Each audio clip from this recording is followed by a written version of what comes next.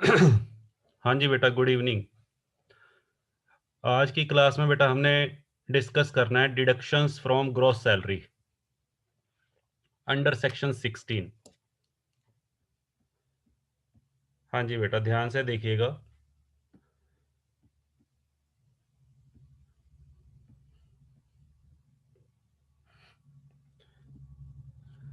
मैंने बेटा आपको एक फॉर्मेट बताया था सैलरी हेड का। हाँ जी बेटा, ये बेटा हमारा फॉर्मेट है। इस फॉर्मेट में से बेटा ये सब चीज़ें जिनको मैं टिक मार्क कर रहा हूँ ये कंप्लीट हो चुकी हैं। सैलरी एंड वेजेस हम कर चुके हैं, advance salary, arrear of salary, dearness पे, बोनस, फीस, कमीशन, अलाउंसेस। हाँ जी बेटा, परक्यूजिट्स बेटा हमारा चल रहा है, ये अभी कंटिन्यूइंग है। परक्यूजिट्स बेटा हमारा अभी कंप्लीट नहीं हुआ, ये अभी चल रहा है, वर्क इन प्रोग्रेस। अकाउंट्स की टर्म में इसका नाम दे रहा हूँ बेटा वर्क इन प्रोग्रेस। चलो जी। अच्छा, ये भी बेटा हमारा पेंडिंग है अभी। Profit in lieu of salary pending है, रिटायरमेंट बेनिफिट पेंडिंग है, और एनुअल एक्रीशन। आज बेटा हम चर्चा करने वाले हैं, अभी मैं परक्यूजिट्स को बेटा बीच में ही रोक रहा हूँ। परक्यूजिट्स वैसे तो हमारा चल रहा था क्लास में, बट अभी बेटा मैं इसको होल्ड पे रख रहा हूँ थोड़ी देर के लिए, क्योंकि हमारे बहुत सारे क्वेश्चंस, न्यूमेरिकल क्वेश्चंस जो आपकी बुक में दिए हुए हैं वो अटके हुए हैं। किस वजह से अटके हुए हैं? इन डिडक्शंस की वजह से। हाँ जी बेटा, तो पहले आपको डिडक्शंस करवा रहा हूँ, ताकि मैं आपको होमवर्क में कुछ सम और दे पाऊँ। अभी मैं जब एक्सरसाइज में आपके न्यूमेरिकल सम देखता हूँ, तो मैं आपको बेटा होमवर्क इसलिए नहीं दे पाता क्योंकि मैंने आपको डिडक्शंस अभी नहीं करवाई। ठीक है जी। तो आज का पूरा लेक्चर हमारा बेटा सेक्शन 16 पे है। तो सेक्शन 16 1 2 और 3 की बेटा चर्चा करेंगे आज। इसमें से एक सेक्शन तो बेटा हमने ऑलरेडी कर लिया है। कौन सा सेक्शन किया हुआ है बताओ? हाँ जी बेटा, जरा चैट बॉक्स में लिखो कौन सा सेक्शन हम कर चुके हैं। हाँ, वेरी गुड। सेकंड सेक्शन हम कर चुके हैं, सेक्शन 16 2। किससे रिलेटेड था ये? हाँ जी बेटा, किससे रिलेटेड है ये? सेक्शन 16 2। हाँ जी, एंटरटेनमेंट अलाउंस से रिलेटेड है, बिल्कुल सही पहचाना आपने इसको। चलो जी।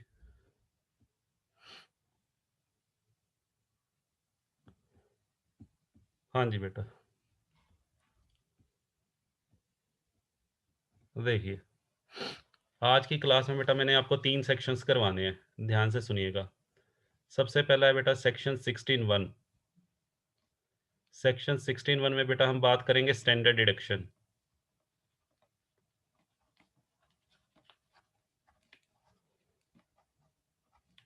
हाँ जी बेटा, सेक्शन 16 2 ये बेटा हम ऑलरेडी कर चुके हैं, इसके बारे में हम कोई चर्चा नहीं करेंगे। Entertainment allowance.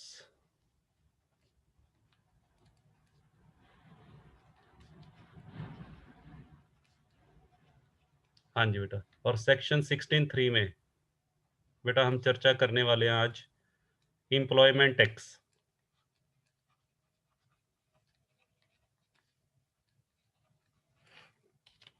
हाँ जी बेटा, ये 3 डिडक्शन है बेटा, section 16 1 standard deduction, then entertainment allowance, and then employment tax.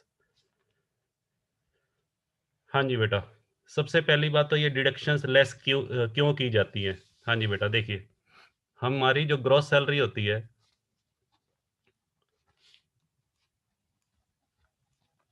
हाँ जी बेटा, ग्रॉस सैलरी में से हम डिडक्शंस क्यों लेस करते हैं, उस उसका रीज़न क्या है? हाँ जी बेटा, ग्रॉस सैलरी में से डिडक्शंस लेस करके हमारी बेटा टैक्सेबल सैलरी आएगी।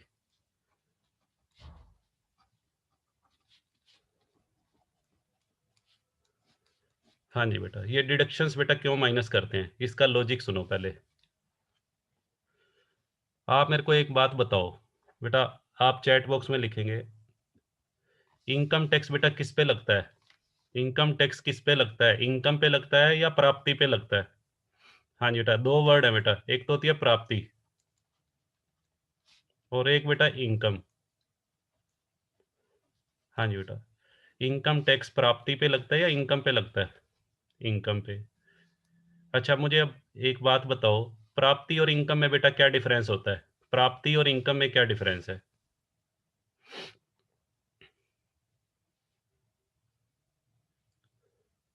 हाँ जी बेटा, प्राप्ति और इनकम में क्या डिफरेंस है?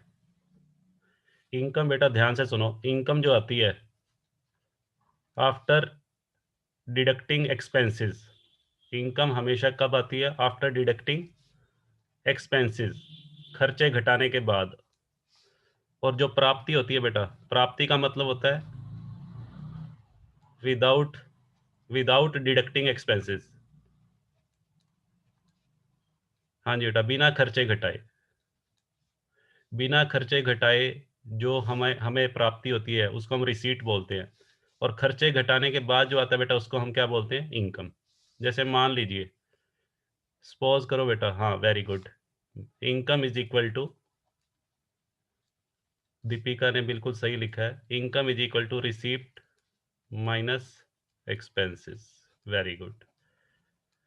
हाँ जी बेटा, जैसे मान लीजिए बेटा, मैंने मैंने 50,000 रुपये की मेरी कोई प्राप्ति हुई है। मान लेते हैं मैंने ऑनलाइन बिजनेस स्टार्ट किया, ऑनलाइन बिजनेस से मेरी 50,000 रुपये की अर्निंग हुई है। इसको बेटा ये मैं अभी प्राप्ति कह रहा हूँ, ये मेरी को प्राप्ति हुई है। इसे इनकम नहीं बोलेंगे। इनकम के लिए इसमें से बेटा मैं लेस क्या करूँगा? खर्चे।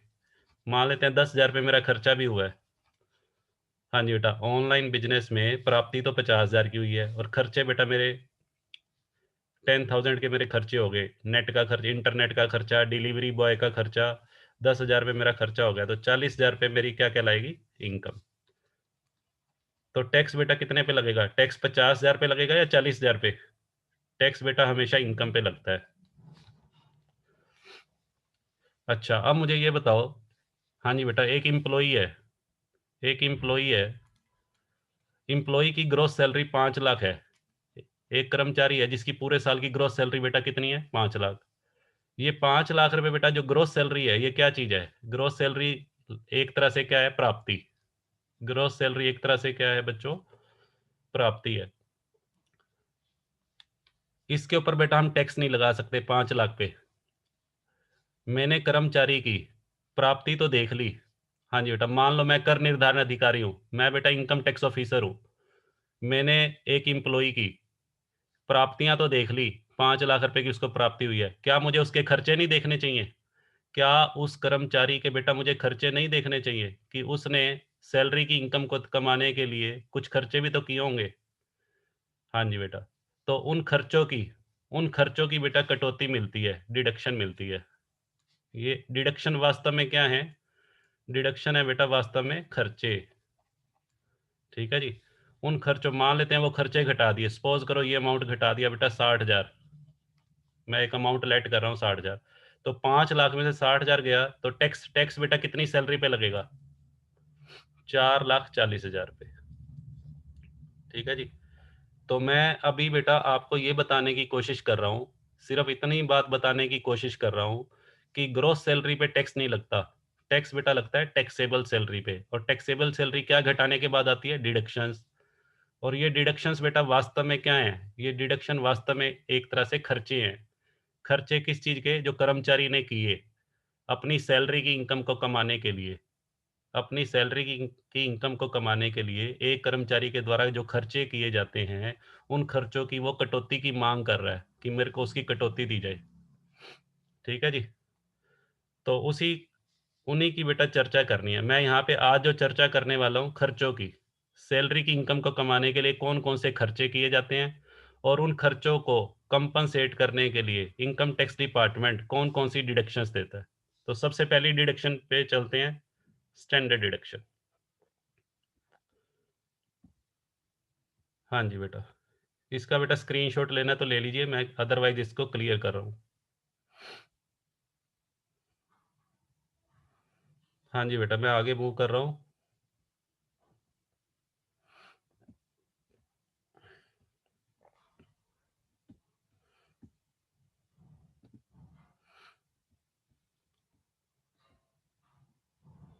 हाँ जी बेटा। देखिए, हाँ जी बेटा, सबसे पहले मैं स्टैंडर्ड डिडक्शन के बारे में बात करूँगा। स्टैंडर्ड डिडक्शन बेटा क्यों दी जाती है? ध्यान से सुनना, बहुत इंटरेस्टिंग टॉपिक है। इसको मैं एक एग्ज़ाम्पल की हेल्प से बेटा समझा रहा हूँ। ये बेटा एक बिज़नेसमैन है।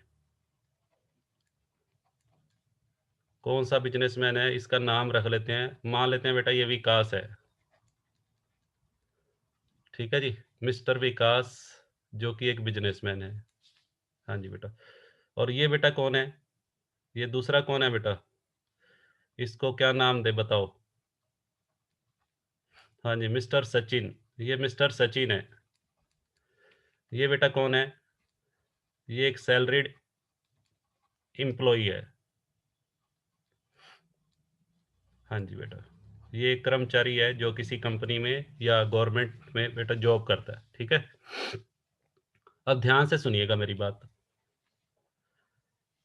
एक बिज़नेसमैन अपने बिज़नेस से रिलेटेड बेटा जो भी खर्चे करता है, बिज़नेसमैन के जितने भी खर्चे होते हैं, एक्सपेंसेस रिलेटिंग टू बिज़नेस,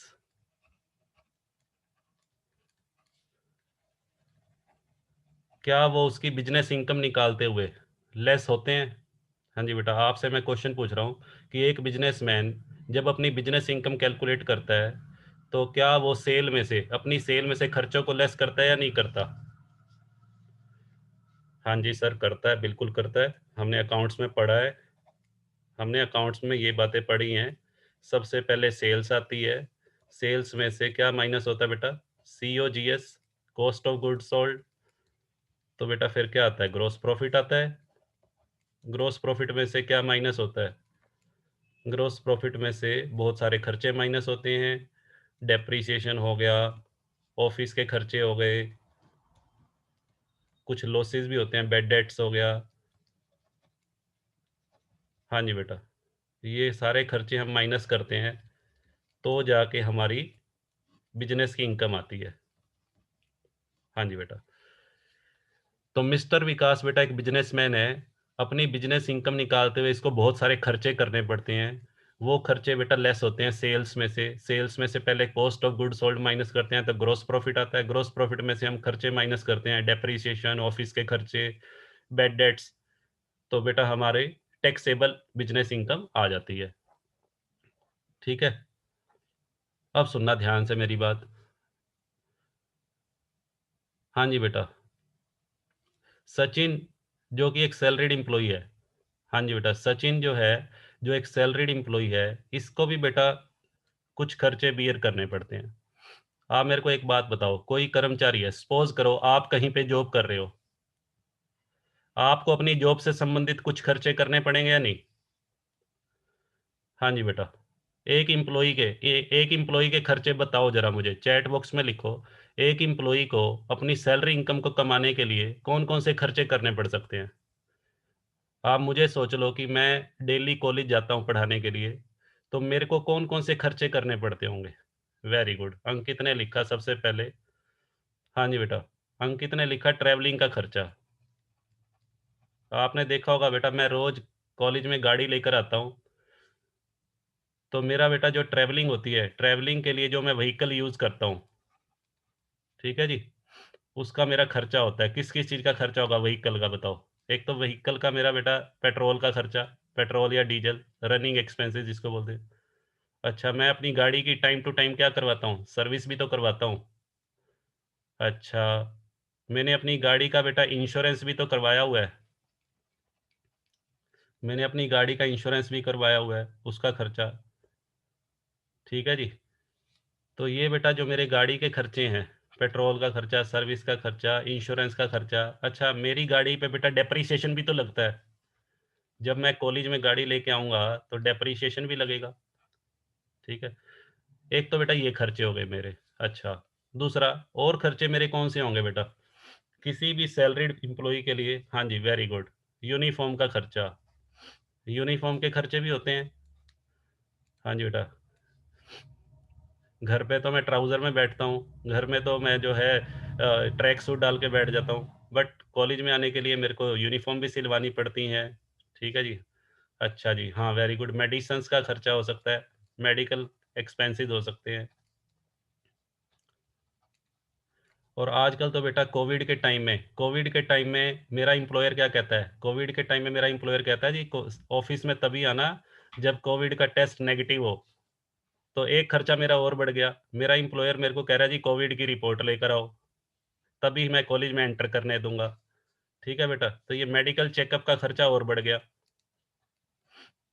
अच्छा, और कौन कौन से खर्चे, स्टेशनरी का खर्चा, मुझे पेन वगैरह या मुझे बुक्स भी परचेज करनी पड़ सकती हैं, अपने प्रोफे या न्यूज़पेपर पढ़ना है, मुझे अपनी नॉलेज को अपडेट रखना है, मुझे अपने बच्चों को बताना है कि इनकम टैक्स में कौन कौन से चेंजेस हो रहे हैं, तो उसके लिए मुझे न्यूज़पेपर भी हो सकता है परचेज करना पड़े, कोई मैगजीन्स भी पढ़नी पड़े। ठीक है बेटा, तो ये सारे खर्चे मेरे किससे रिलेटेड हैं? ये सारे खर्चे बेटा मेरे एम्प्लॉयमेंट से रिलेटेड है। अब सुनना ध्यान से, 2018 तक, हाँ जी बेटा, 2018 से पहले, 2018 से पहले क्या था, इन सब खर्चों के लिए, इन सब खर्चों के लिए जो मैंने अभी आपको बताए हैं, कोई डिडक्शन नहीं दी जाती थी, नो डिडक्शन। हाँ जी, 2018 से पहले इन सब खर्चों के लिए कोई डिडक्शन नहीं दी जाती थी। तो उसमें क्या हुआ, जो सैलरीड पीपल थे, जो जो बेटा एम्प्लॉई हैं, जो कहीं पे जॉब कर रहे हैं, उन्होंने एक क्वेश्चन उठाया किसके सामने, हाँ जी बेटा, ये हमारी कंट्री के फाइनेंस मिनिस्टर है अरुण जेटली।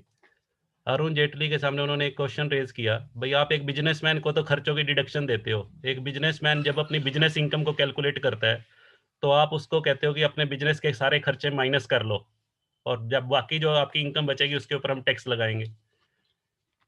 जबकि एक सैलरीड एम्प्लॉई जो बेटा कहीं पर जॉब कर रहा है, उसके भी बहुत सारे खर्चे होते हैं, बट उसको कोई डिडक्शन नहीं मिलती। तो हमारी कंट्री के बेटा जितने भी एम्प्लॉइज़ हैं, बहुत सारे हमारी कंट्री में इस टाइम लगभग 50 लाख के आसपास एम्प्लॉइज़ हैं, उन सब ने आवाज़ उठाई कि हमें भी डिडक्शन मिलनी चाहिए। तो हमारे जो former finance minister Arun Jaitley, उन्होंने एक यूनियन बजट पेश किया था। यूनियन बजट कौन से ईयर में? 2018 में। हाँ जी बेटा, 2018 में एक यूनियन बजट पेश किया गया, जिसमें अरुण जेटली ने एम्प्लॉई की फेवर ली। हाँ जी बेटा, किसकी फेवर ली? एम्प्लॉइज़ की। और उनके लिए, हाँ जी बेटा, उन एम्प्लॉइज़ के लिए एक बेटा डिडक्शन, उन एम्प्लॉइज़ को रिलीफ देने के लिए, एम्प्लॉइज़ को बेटा रिलीफ देने के लिए एक डिडक्शन उन्होंने अप्लाई कर दी, स्टैंडर्ड डिडक्शन। हाँ जी बेटा, अब एक बिजनेसमैन की तरह एम्प्लॉइज़ को भी इन सभी खर्चों की बेटा डिडक्शन पाने का राइट है। अब ध्यान से सुनना जी, ये जो डिडक्शन मिलेगी बेटा, ध्यान से सुनो, इस डिडक्शन का अमाउंट गवर्नमेंट ने फिक्स रखा हुआ है। ये जो स्टैंडर्ड डिडक्शन है, इसका अमाउंट गवर्नमेंट ने स्टार्टिंग में 40,000 रुपये रखा था। ये 18-19 की बात बता रहा हूँ पहले मैं। 18-19 में जब ये डिडक्शन शुरू हुई थी तो गवर्नमेंट ने इसका अमाउंट रखा था 40,000 रुपये, और ये फिक्स था। फिक्स का मतलब, चाहे किसी कर्मचारी ने जो खर्चे किए हैं, ये ट्रैवलिंग का, यूनिफॉर्म का, मेडिकल का खर्चा या चेकअप का खर्चा, चाहे ये खर्चा उसने 40,000 से सॉरी कम किया है या 40,000 से ज़्यादा किया है, ध्यान से सुनो, चाहे ये खर्चा 40,000 से कम किया है, चाहे 40,000 से ज़्यादा, सभी को डिडक्शन कितने की मिलती थी? 40,000 की। सभी को बेटा डिडक्शन जो है वो 40,000 की दी जाती थी। सपोज करो एक कर्मचारी कहता है जी मेरे तो 60,000 रुपये खर्च हो गए, उसको भी 40,000 की मिलेगी। एक कर्मचारी कहता है जी मेरे 35,000 खर्च किए हैं, उसको भी 40 की ही मिलेगी। और एक कहता है मैंने बिल्कुल कोई खर्चा किया ही नहीं, मेरा तो जो जिस जगह पे मेरी नौकरी है वो तो वॉकिंग डिस्टेंस पे है, मेरे घर के बिल्कुल पास है, वो कहता है जी मैंने तो कोई खर्चा नहीं किया, उसको भी मिलेगी। सभी को मिलेगी बेटा, चाहे किसी ने कोई खर्चा किया हो चाहे ना किया हो। हाँ जी बेटा, किसी ने कोई खर्चा किया है या नहीं किया बेटा, सभी को ये डिडक्शन मिलेगी। क्लियर है जी? तो स्टैंडर्ड डिडक्शन का जो कंसेप्ट है वो बेटा कौन से ईयर में से लागू हुआ है? ध्यान से सुनो, स्टैंडर्ड डिडक्शन का जो कंसेप्ट है वो 2018 से लागू हुआ है। 2018 से पहले स्टैंडर्ड डिडक्शन नहीं मिलती थी। हाँ जी बेटा। और अब हमारा ईयर कौन सा चल रहा है बेटा? अब हमारा ईयर चल रहा है 19-20। 19-20 में स्टैंडर्ड डिडक्शन का अमाउंट गवर्नमेंट ने इंक्रीज करके 50,000 कर दिया है। 19-20 में बेटा गवर्नमेंट ने कितना कर दिया? 50,000। ये आपको याद रखना है। अब 2019-20 से स्टैंडर्ड डिडक्शन का अमाउंट बेटा 50,000 है। 19-20 प्रीवियस ईयर या असेसमेंट ईयर 20-21 कह लो। तो आपको ये अमाउंट याद रखना है। आपको 40,000 याद नहीं रखना, आपको बेटा 50,000 याद रखना है। ठीक है जी। और माइनस कैसे करेंगे? ग्रोस सैलरी में से। अब ध्यान से सुनना मेरी। मान लेते हैं किसी कर्मचारी की ग्रोस सैलरी बेटा 2 लाख है। 2 लाख में से आपने 50,000 रुपये माइनस करने ही करने हैं। क्वेश्चन में बेटा इसके बारे में कुछ भी नहीं कहेगा, आपको खुद माइनस करना है। हर क्वेश्चन में माइनस होगी, जिसमें भी टैक्सेबल सैलरी पूछा हो आपको माइनस करना है। ठीक है। तो टैक्सेबल सैलरी आ गई 1.5 लाख। अच्छा, मान लो किसी की ग्रोस सैलरी, ध्यान से सुनना, सपोज करो किसी कर्मचारी की ग्रोस सैलरी है ही 40,000 रुपये। किसी कर्मचारी की ग्रोस सैलरी 40,000 है, तो उसको 50,000 की डिडक्शन कैसे देंगे?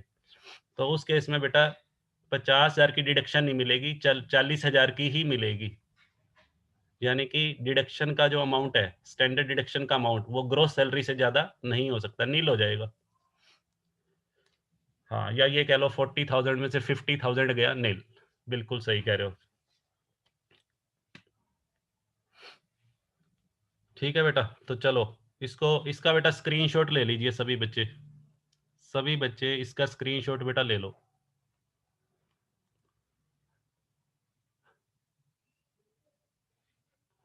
हाँ जी बेटा। अब एग्ज़ाम में कैसे लिखना है इसको वो सुनो।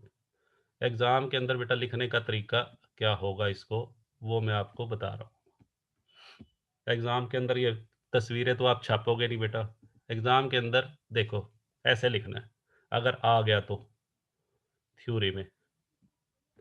हाँ जी बेटा, सबसे पहली चीज़ देखो क्या लिखी है मैंने। Introduced by finance minister Arun Jaitley in the budget 2018।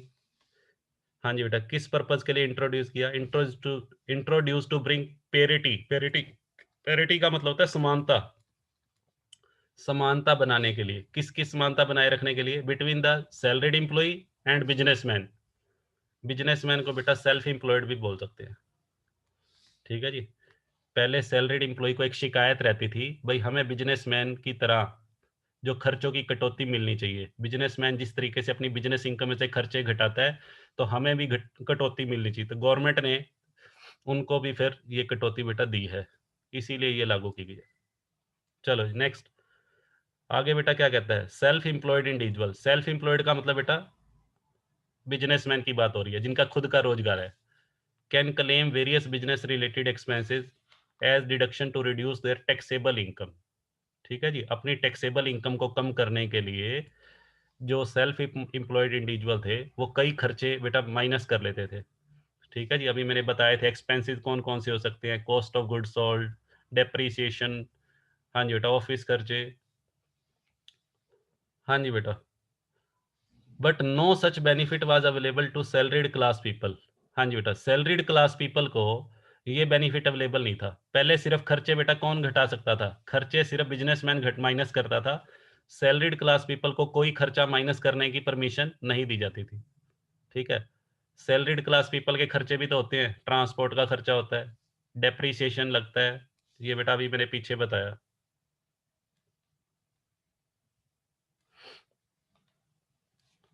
हाँ जी बेटा, टेलीफोन बिल ये रह गया था। टेलीफोन बिल का मतलब बेटा, मैं कॉलेज में फ़ोन लेके जाता हूँ। एक एम्प्लॉई डेली अब जब अपने ऑफिस में जाता है बेटा, फ़ोन भी तो लेके जाता है।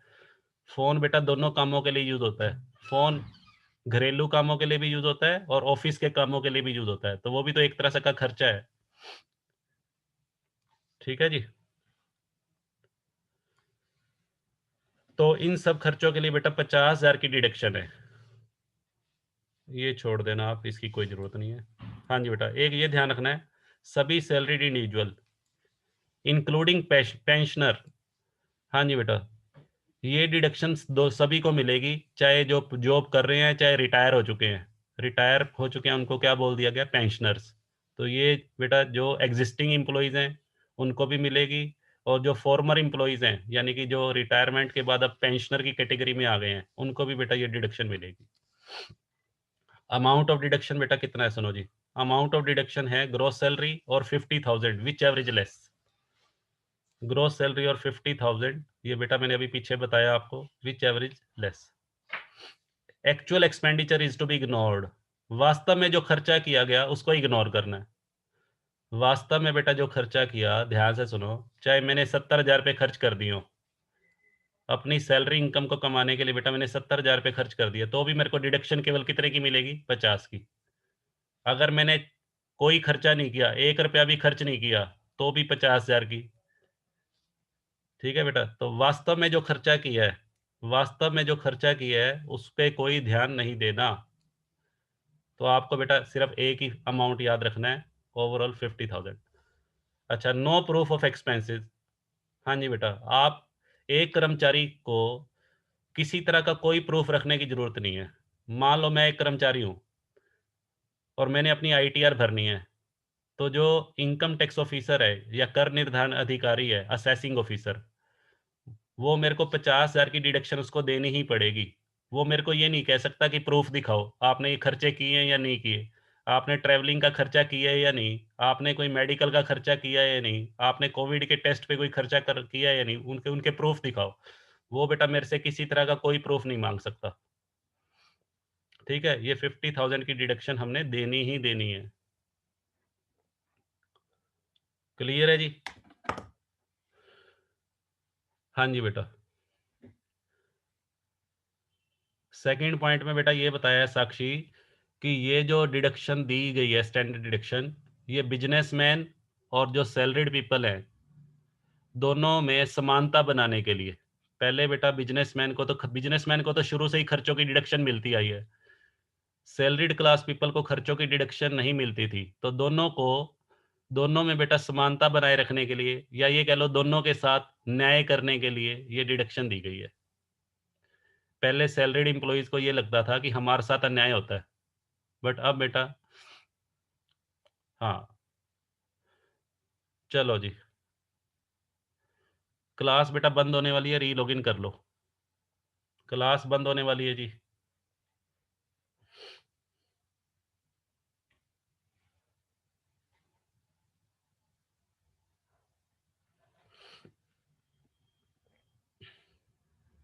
इसका बेटा स्क्रीनशॉट ले लो फटाफट से।